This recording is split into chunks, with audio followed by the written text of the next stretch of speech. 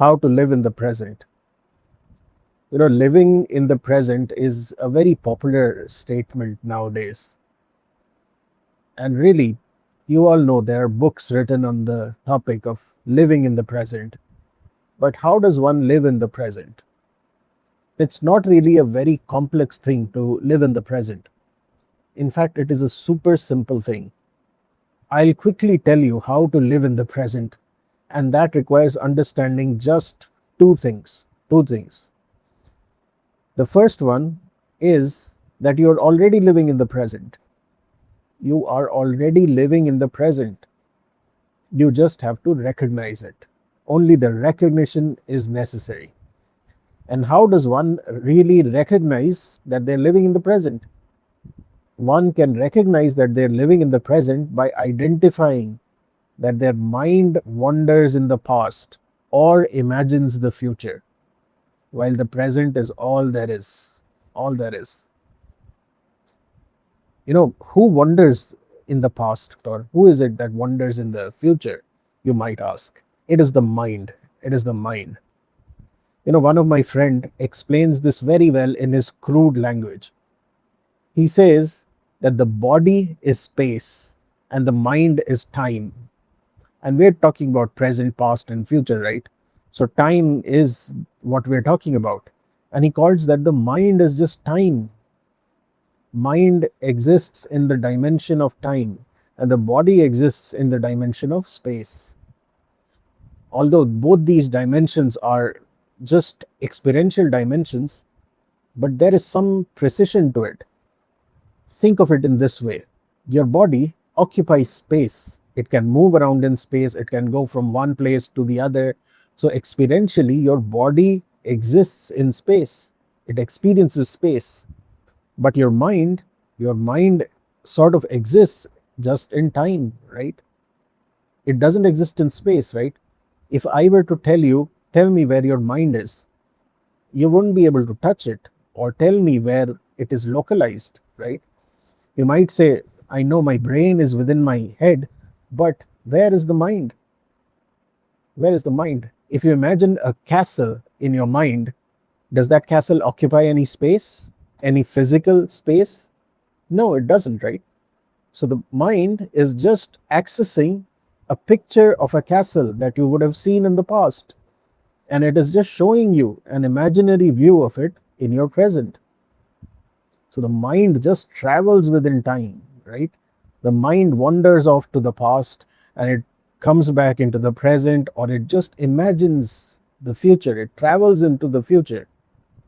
But the past and the future don't really exist. Only the present exists. So to live in the present, to live in the moment, to be in the present doesn't require anything at all.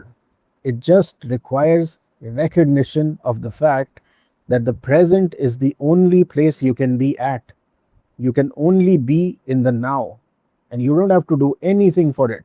You are already living in the now. You are already living in the present. You are already being. Nothing else is required. Just a recognition of this fact is required. So that is the first point. And you don't really have to do anything for it. You just have to recognize it. And it's that simple. The future is just your projections, just your imagination. And the past is just memories stored in your head.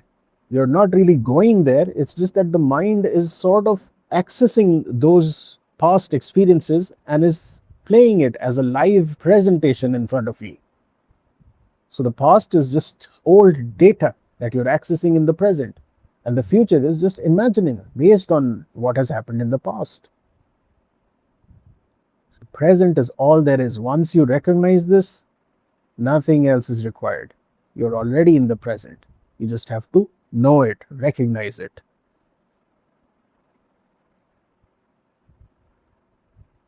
And the second point is just recognizing the fact that if the past and the future don't exist at all, do you even need to call the present as present? If the present is all there is, do you even need to label it as the present? You don't need to. That makes the trying disappear. You don't have to try to be anywhere. First, the trying is done by the being, and the being doesn't have to do anything to just be. You're already being, right? And your effort was to be in the present. And if the present is all there is, there's no past, there's no future. So the present is all there is. Do you even need to call it present? You have to do nothing to be in the present. You're already being, and the present is all there is. So simply put, you are already being, and the present is all there is. So if you're trying to be in the present or trying to live in the present, you are already setting yourself up for failure. Why? Because you're trying to do what is already done. Imagine you're trying to cook rice that has already been cooked. Imagine trying to reach a destination which you've already reached. Imagine trying to open a box that has already been opened. Imagine trying to shave the hair off of a bald person's head. Can you do it? No. Only a recognition of the fact is needed. Just recognize that you are already being, and the present is all there is. That is how you live in the present. That is how you live in the moment. That is how you be in the present. There's nothing to be done really. Only recognition is needed. Only recognition.